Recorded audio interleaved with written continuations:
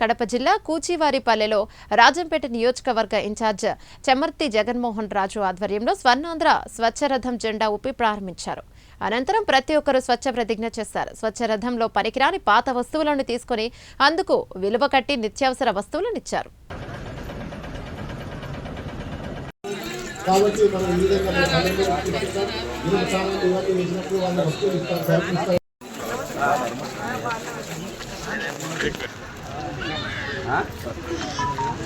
Side రండి side రావాలా నా సైడ్ వెనక్కి పోండి, అటు పోండి, అవతలకి పోండి.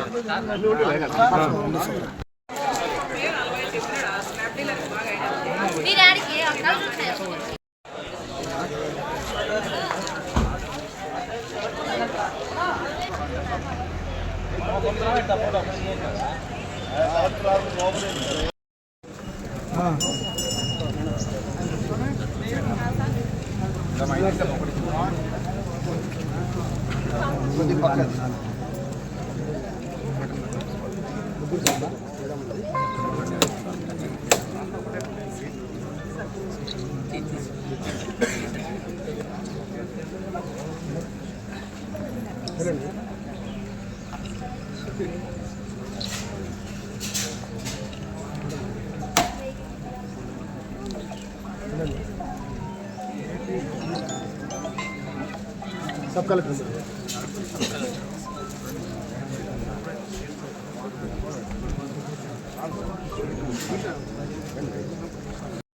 సహకారం అందించవలసిందిగా ప్రభుత్వం కోరుచున్నది. అందరికీ ముఖ్య గమనిక, రాజంపేట మండల ప్రజలందరికీ తెలియజేయనది ప్రతిజ్ఞ. నా పరిసరాల పరిశుభ్రత కొరకు ప్రతిరోజు కొంత సమయం కేటాయిస్తానని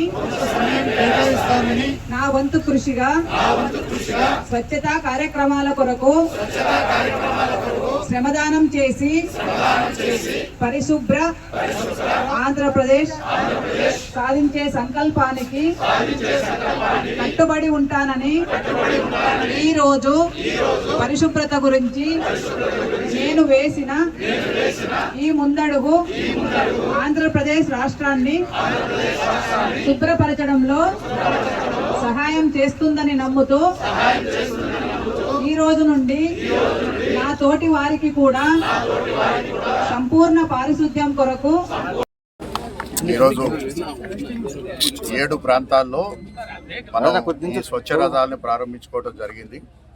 ఈ స్వచ్ఛ రథాల యొక్క ముఖ్య ఉద్దేశం ఏంటంటే మన గ్రామాల్లో ఉన్నటువంటి పొడి చెత్త ఏదైతే ఉందో, ముఖ్యంగా రీసైక్లబుల్ మెటీరియల్ ఏదైతే ఉందో, మన ఇంట్లో ఉండే సాచెట్స్ కానీ, వాడేసినటువంటి సాచెట్స్ కానీ, లేకపోతే షాంపూ బాటిల్స్ కానీ, లేకపోతే వాటర్ బాటిల్స్ కానీ, లేకపోతే ప్లాస్టిక్ కానీ, లేకపోతే పేపర్ వేస్ట్ కానీ, ఏదైనా కూడా ఈ స్వర్ణ రథం ద్వారా, స్వచ్ఛ రథం ద్వారా మనం కలెక్ట్ చేయటం, దానికి వెంటనే ఒక విలువను కట్టడం, ఆ విలువతో పాటు ఆ కుటుంబానికి కావాల్సినటువంటి రోజువారీ వాడుకునే వస్తువుల్ని వారు ఈ స్వచ్ఛ రథం దగ్గర నుంచి తీసుకోవచ్చు. ఇప్పుడే మనం చూసాము 3 కేజీల వెయిట్ ఉన్నటువంటి ఒక పేపర్ ఏదైతే తీసుకుని వచ్చాడో ఆయన, దాన్ని వెయిట్ చేశారు, దానికి 30 రూపాయలు విలువ కట్టారు. ఆ 30 రూపాయలతో విలువైనటువంటి పేపర్ చెత్తని ఇచ్చిన తర్వాత ఆయనకి 15 బ్రూ ప్యాకెట్లు రావటం జరిగింది. అంటే ఒక రకంగా చెప్పాలంటే ప్రతిరోజు ఒక కాఫీ 15 రోజుల పాటు వాళ్ళు తాగేదానికి కావాల్సినటువంటి బ్రూని వాళ్ళకి ఇవ్వటం జరిగింది. సో ఇవాళ ఈ స్వచ్ఛ రథంలో అలాగా ప్రతిరోజు వాడుకునే దైనందిన వస్తువులన్నింటినీ కూడా ఉంచటం జరిగింది. చెత్త దీని ముఖ్య ఉద్దేశం ఏంటంటే, ఒకటి మన ఇళ్ళు కానీ లేకపోతే వీధులు కానీ శుభ్రంగా ఉండటమే కాకుండా ఆ చెత్తకు కూడా ఒక విలువ వస్తుంది. ఎందుకంటే నథింగ్ ఈజ్ వేస్టెడ్. ఇది చెత్త కూడా ఇవాళ సంపదగా ఉంది కాబట్టి దాన్ని ఈ యొక్క స్వచ్ఛ రథం ద్వారా మనం ప్రతి గ్రామంలోనూ కూడా ఇది ఒక షెడ్యూల్డ్ టైంలో, అంటే ఒక్కొక్క రోజు ఒక్కొక్క గ్రామానికి కానీ 2 గ్రామాలకు కానీ వెళ్తారు.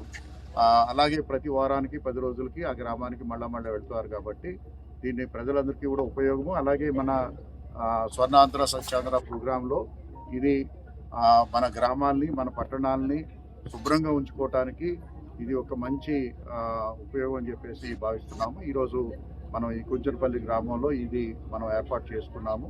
ప్రజలందరూ కూడా ఉపయోగించుకోవాల్సిందిగా కోరుతున్నాము. చంద్రబాబు నాయుడు గారు పేదరికం లేనటువంటి సమాజాన్ని సృష్టించాలి, సంపద సృష్టి అనేటటువంటిది జరగాలి అన్నటువంటి ఆలోచనతో ఇవాళ ఎక్కడ వీలైతే అక్కడ ప్రజలకు అండగా వాళ్ళ ఆదాయం పెంచేటటువంటి మార్గాలను అన్వేషిస్తూ ఉన్నారు. ఇందులో భాగంగా ఇవాళ చెత్త నుంచి కూడా మన ఇంటిలో నుంచి వృధా అయిపోయి మనకు పనికి రాకుండా కాలుష్యాన్ని పెంచేటటువంటి వస్తువుల నుంచి కూడా సంపద సృష్టించేటటువంటి మార్గాన్ని ప్రజలకు అందుబాటులోకి తీసుకొచ్చారు.